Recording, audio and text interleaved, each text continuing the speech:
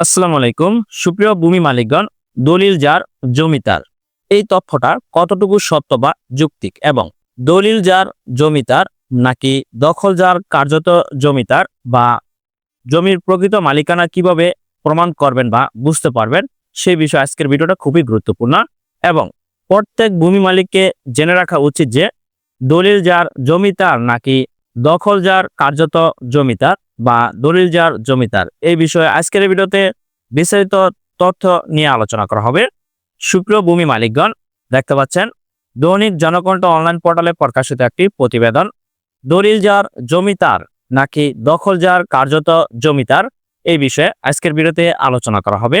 বর্তমান সময়ে জমি জমা নিয়ে বর্তমান নাগরিকগণ খুবই ভোগান্তিতে থাকেন। তাই প্রত্যেকেরই জমি সংক্রান্ত বিষয়ে জেনে রাখা উচিত যে আইনের চোখে জমির প্রকৃত মালিক হচ্ছেন তিনি যার নামে দলিল রয়েছে। দলিল মানে হচ্ছে বিক্রয় চুক্তিপত্র বা দলিল রেজিস্ট্রেশন, যার মাধ্যমে মালিকানা হস্তান্তর হয়। দলিল ছাড়া কেবল কথাবার্তার ভিত্তিতে মালিকানা দাবি করলে সেটি আইনের চোখে গ্রহণযোগ্য নয়। জমির দলিল, খতিয়ান, নামজারি, ট্যাক্স পরিশোধের রসিদ সব মিলে জমির বৈধ মালিকানা প্রমাণিত হয়। কেবল দখলে থাকলে বা বসবাস করলেই জমির মালিক হওয়া যায় না। সুপ্রিয় দর্শক, জমির দলিল বা নামজারি বা খতিয়ান বা ট্যাক্স পরিশোধের রসিদ যার কাছে থাকবে তিনি জমির বৈধ মালিক বা প্রকৃত মালিক। অনেক সময় দেখা যায় দলিল অন্যের নামে থাকলেও দখলে রয়েছে ভিন্ন কারো, অর্থাৎ কেউ হয়তো জোরপূর্বক বা আত্মীয়তার সুযোগে বা স্থানীয় প্রভাব খাটিয়ে জমি দখল করে রেখেছেন। গ্রাম বাংলায় এই চিত্র খুবই পরিচিত। এই পরিস্থিতিকে বলা হয় দখল ভিত্তিক মালিকানা দাবি, যা কার্যত বেশ জটিল ও বিবাদপূর্ণ।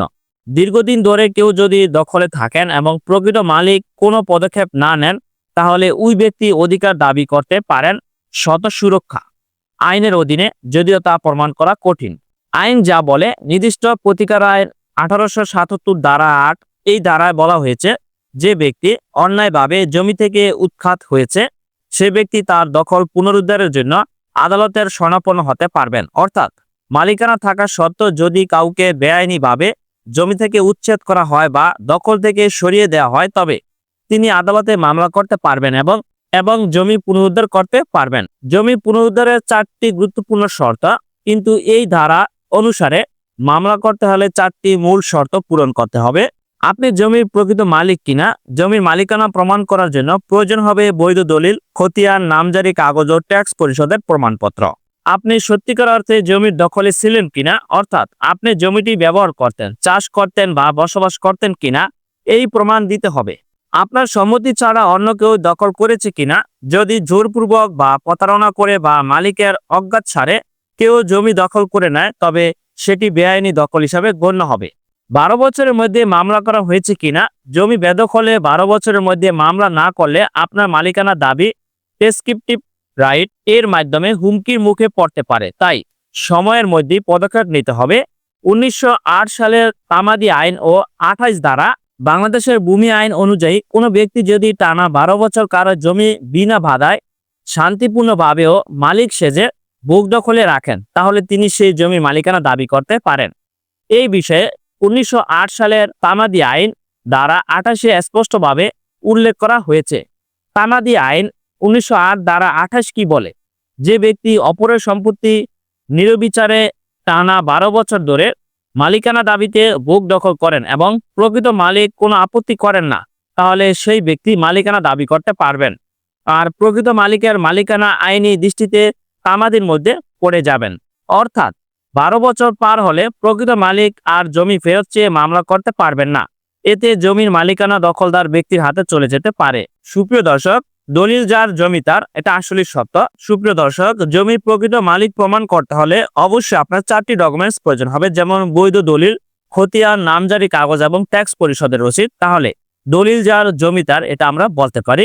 আশা করি আপনারা সকলে বুঝতে পারছেন দলিল যার জমি তার। তবে অবশ্যই আপনার সেই জমিটি আপনার দখলে থাকতে হবে। সর্বনিম্ন 12 বছর যদি অন্যকে আপনার জমিটি দখল করে থাকে, আপনি যদি তার বিরুদ্ধে কোনো ধরনের অভিযোগ বা আদালতে মামলা না করেন, তাহলে দলিল থাকা সত্ত্বেও আপনি সেই জমিটি নিজের কাছে রাখতে পারবেন না। সুপ্রিয় দর্শক, আর যদি আপনার জমি যদি অন্যকে জোরপূর্বক ভাবে বা বেআইনি ভাবে বা স্থানীয় প্রভাব খাটিয়ে জমিটি দখল করে ভোগ দখলে রাখে, সেক্ষেত্রে আপনার কাছে যদি দলিল থাকে, বৈধ দলিল, তাহলে অবশ্যই আপনি আদালতে মামলা করতে পারবেন। তাহলে অবশ্যই আপনি সেই জমিটি ফিরে পাবেন। সুপ্রিয় দর্শক, দলিল যার জমিদার, এটা আসলে সত্য বা এটা আমরা বুঝতে পারলাম। তবে অবশ্যই সেই দলিলের জমিটি নিজের দখলে থাকতে হবে। ধন্যবাদ সকলকে, ভালো থাকবেন, সুস্থ থাকবেন, আল্লাহ হাফেজ।